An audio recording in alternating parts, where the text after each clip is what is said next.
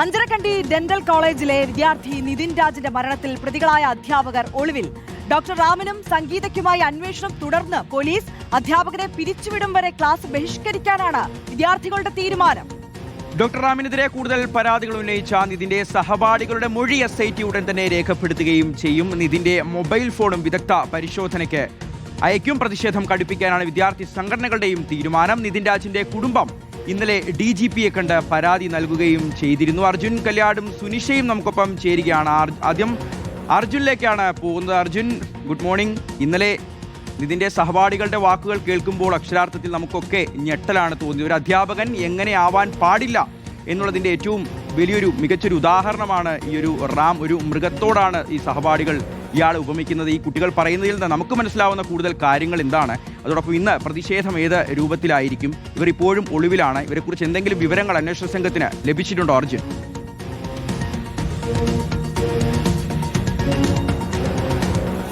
Good morning Shiyas, Arya. എന്തായാലും വലിയ രീതിയിൽ ഇന്നലെ മനുഷ്യ മനസ്സാക്ഷിയെ തന്നെ ഞെട്ടിക്കുന്ന തരത്തിലാണ് ഈ പറയുന്ന ഇതിൻ്റെ സഹപാഠികളുടെ പ്രതികരണം ലോകം കേട്ടത് എന്ന് തന്നെ പറയേണ്ടി വരും.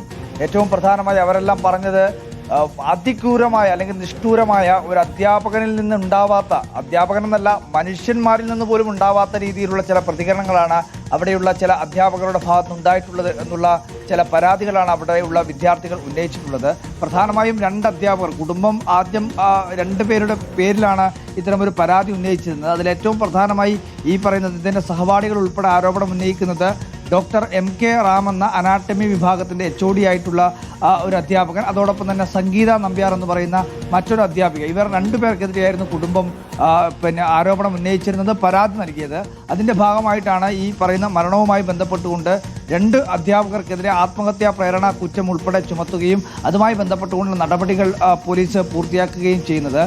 ഇന്നലെ തന്നെ ഈ SIT പ്രത്യേക അന്വേഷണ സംഘം തിരുവനന്തപുരത്തെത്തി ഇതിൻ്റെ കുടുംബാംഗങ്ങളുടെ, അതായത് അച്ഛൻ്റെയും അമ്മയുടെയും അതുപോലെ തന്നെ മറ്റു ബന്ധുക്കളുടെയും ഒക്കെ മൊഴി രേഖപ്പെടുത്തിയിട്ടുണ്ട്. അതിനുശേഷം ഈ SIT സംഘം ഇന്ന് പുലർച്ചയോടുകൂടി തന്നെ കണ്ണൂരിലേക്ക് തിരിച്ചെത്തിയിട്ടുണ്ട്. ഇന്നലെ ഈ കുടുംബത്തിൻ്റെ മൊഴിയിലും ഈ പറയുന്ന അധ്യാപകരുടെ പേരുകൾ ഈ SIT സംഘത്തിന് അല്ലെങ്കിൽ കുടുംബം നൽകിയിട്ടുള്ള മൊഴിയിൽ അവരുടെ പേരുൾപ്പെടെ ഉണ്ട് എന്നുള്ളതാണ് മനസ്സിലാക്കുന്നത്.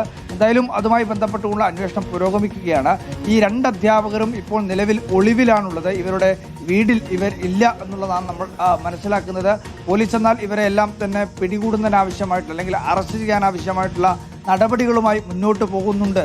അതായത് വളരെ പെട്ടെന്ന് തന്നെ വലിയ രീതിയിൽ ചർച്ച ചെയ്യപ്പെട്ടിട്ടുള്ള ഒരു കേസ് എന്ന രീതിയിൽ ഈ 2 അധ്യാപകരെയും ഉടൻ തന്നെ അറസ്റ്റ് ചെയ്യാൻ ആവശ്യമായിട്ടുള്ള നീക്കങ്ങൾ പോലീസിന്റെ ഭാഗത്തുനിന്നുണ്ട് എന്നുള്ളതാണ് മനസ്സിലാക്കുന്നത്. എന്തായാലും ഇന്നലെ നമ്മൾ കണ്ടതാണ് വലിയ പ്രതിഷേധം ഈ ക്യാമ്പസിന്റെ മുന്നിൽ അരങ്ങേറിയതാണ്. അതിൽ ഏതെങ്കിലും ഒരു രാഷ്ട്രീയ പ്രസ്ഥാനത്തിന്റെ മാത്രമല്ല, എല്ലാ വിഭാഗം രാഷ്ട്രീയ പ്രസ്ഥാനത്തിന്റെയും വിദ്യാർത്ഥി സംഘടനകളും യുവജന സംഘടനകളും മഹിളാ സംഘടനകളും ഒക്കെ അവിടെ പ്രതിഷേധവുമായി എത്തുന്ന കാഴ്ച നമ്മൾ കണ്ടതാണ്. ഇന്നും സമാനമായ രീതിയിൽ തന്നെയുള്ള പ്രതിഷേധങ്ങൾ ഉണ്ടാവും. ഈ സംഘടനകളൊക്കെ പ്രധാനമായി ഉന്നയിച്ചിരുന്നത് ഈ അധ്യാപകനെ അവിടെ സസ്പെൻഷൻ മാത്രം ഒതുക്കിയാൽ പോരാ, അവരെ പിരിച്ചുവിടണം, അവർക്ക് അധ്യാപനം എന്നുള്ള ആ ജോലി ചെയ്യാൻ അവർ അർഹമല്ല എന്നുള്ള, അതുകൊണ്ട് തന്നെ അവരെ ഇനി അവിടെ തുടരാൻ വേണ്ടി പാടില്ല എന്നുള്ള നിലപാടാണ് അവർ സ്വീകരിച്ചിട്ടുള്ളത്. എന്തായാലും ഈ വിദ്യാർത്ഥികൾ ഇന്നും ഈ പറയുന്ന രീതിയിൽ അവിടെ ക്ലാസ് ബഹിഷ്കരിച്ചുകൊണ്ടുള്ള ഒരു പ്രതിഷേധത്തിന് തീരുമാനിച്ചിട്ടുണ്ട്. ഈ പറയുന്ന നടപടി ഉണ്ടാകുന്നതുവരെ അവരാരും ഇനി ക്ലാസ്സിൽ കയറില്ല, അല്ലെങ്കിൽ ക്ലാസ് ബഹിഷ്കരിക്കാൻ വേണ്ടിയാണ് അവിടെയുള്ള വിദ്യാർത്ഥികൾ തീരുമാനിച്ചിരിക്കുന്നത്. എന്തായാലും നാളെയും അല്ലെങ്കിൽ ഇന്നും നാളെയും ഒക്കെ വിഷു പ്രമാണിച്ചുകൊണ്ടുള്ള ഒരു അവധി കൂടി കോളേജ് ക്യാമ്പസിന് നൽകിയിട്ടുണ്ട്. 16-ാം തീയതിയായിരിക്കും ഈ പറയുന്ന ഇതിൻ്റെ സഹപാഠികൾ ഉൾപ്പെടെ കോളേജിലേക്ക് തിരിച്ചെത്തുക. ആ ഘട്ടത്തിൽ SIT ഇവരുടെ മൊഴി, സഹപാഠികളുടെ മൊഴി ഉൾപ്പെടെ രേഖപ്പെടുത്തുന്നതിന് വേണ്ടിയിട്ടുള്ള നീക്കങ്ങൾ കൂടി നടത്തുന്നുണ്ട് എന്നുള്ളതാണ് മനസ്സിലാക്കുന്നത്. ശരി, അർജുൻ കല്യാടാണ് വിശദാംശങ്ങൾ നൽകിയത്. എന്തായാലും അർജുൻ സൂചിപ്പിച്ചതുപോലെ തന്നെ ഈ 2 അധ്യാപകരെയും പുറത്താക്കുന്നതുവരെ ശക്തമായ പ്രതിഷേധവുമായി മുന്നോട്ട് പോകാൻ തന്നെയാണ് വിദ്യാർത്ഥി സംഘടനകളുടെ തീരുമാനം. അതേസമയം ഈ ഒളിവിൽ പോയ 2 അധ്യാപകർക്കായുള്ള തെരച്ചിൽ പുരോഗമിക്കുകയാണ്. സുനിഷ അയ്യല്ലൂർ കൂടി നമുക്കൊപ്പം ചേരുകയാണ്. സുനിഷ, ഇന്നലെ കുടുംബം നിലപാട് വ്യക്തമാക്കിയതാണ്. അതായത് പോലീസിന്റെ ആദ്യഘട്ടത്തിലെ അന്വേഷണം ഈ ലോണാപ്പിന്റെമായി ബന്ധപ്പെട്ട ഭീഷണിയെ തുടർന്നാണോ ഈ ആത്മഹത്യ എന്ന നിലയിലേക്കായിരുന്നു. പക്ഷേ അങ്ങനെയല്ല, ജാതി അധിക്ഷേപം മൂലം തന്നെയാണ് തങ്ങളുടെ മകൻ ആത്മഹത്യ ചെയ്തത് എന്ന നിലപാടിൽ ഉറച്ചു നിൽക്കുകയാണ് കുടുംബം. അത്തരത്തിൽ എല്ലാ വശങ്ങളും ഈ കേസുമായി ബന്ധപ്പെട്ട് പരിശോധിക്കേണ്ടതുണ്ട് എന്നാവശ്യപ്പെട്ട് DGP അടക്കം കണ്ടിരുന്നു. അത്തരത്തിൽ ശക്തമായ നിയമ പോരാട്ടവുമായി മുന്നോട്ട് പോകാൻ തന്നെയല്ലേ കുടുംബത്തിന്റെ തീരുമാനം?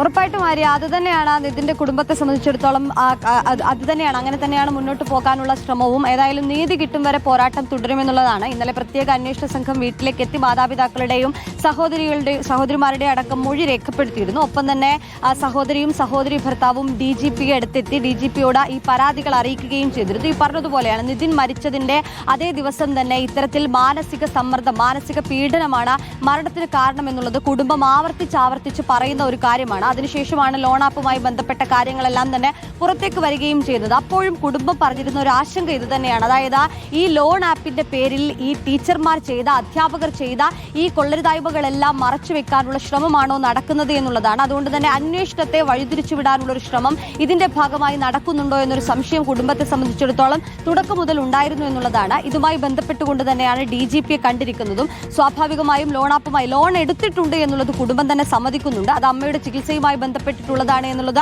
കഴിഞ്ഞ ദിവസം തന്നെ പിതാവടക്കം പറയുകയും ചെയ്തിരുന്നു. പക്ഷേ ഇത്തരത്തിൽ അസ്വാഭാവികമായി ഭീഷണി സന്ദേശമടക്കം വന്നിട്ടുണ്ട് എങ്കിൽ എന്തുകൊണ്ട് കോളേജ് അധികൃതർ കൃത്യമായി അത് വീട്ടുകാരെ അറിയിച്ചിട്ടില്ല എന്നുള്ളൊരു ചോദ്യം തന്നെയാണ് കുടുംബം മുന്നോട്ട് വയ്ക്കുന്നത്. സ്വാഭാവികമായും അത് ശരി തന്നെയാണ്. ഇത്തരത്തിൽ അസ്വാഭാവികമായ രീതിയിൽ ഏതെങ്കിലും തരത്തിലുള്ള സാഹചര്യം ഉണ്ടായിട്ടുണ്ടെങ്കിൽ അത് കുടുംബത്തെയാണ് അറിയിക്കേണ്ടത്, വീട്ടുകാരെയാണ് അറിയിക്കേണ്ടത്. പക്ഷേ അത്തരം ഒരു സാഹചര്യം ഒന്നും തന്നെ ഈ കോളേജ് അധികൃതരുടെ ഭാഗത്തു നിന്നും ഉണ്ടാവുകയും ചെയ്തിട്ടില്ല. അപ്പോൾ പെട്ടെന്ന് ഇത്തരത്തിലൊരു സംഭവം നടന്നതിന് ശേഷം 2 ദിവസം കഴിഞ്ഞ് ലോൺ ആപ്പാണ്, അതുമായി ബന്ധപ്പെട്ടുകൊണ്ടുള്ള പ്രശ്നങ്ങളാണ് ഇതിന് പിന്നിൽ എന്ന് പറയുന്നതിലെ വസ്തുത എന്ത് എന്നുള്ളൊരു ചോദ്യം തന്നെയാണ് കുടുംബം മുന്നോട്ട് വെക്കുകയും ചെയ്യുന്നത്. അതുകൊണ്ട് കൃത്യമായ അന്വേഷണം ഇതുമായി ബന്ധപ്പെട്ടുണ്ടാവുക എന്നുള്ളത് തന്നെയാണ് പ്രധാനപ്പെട്ട ആവശ്യം.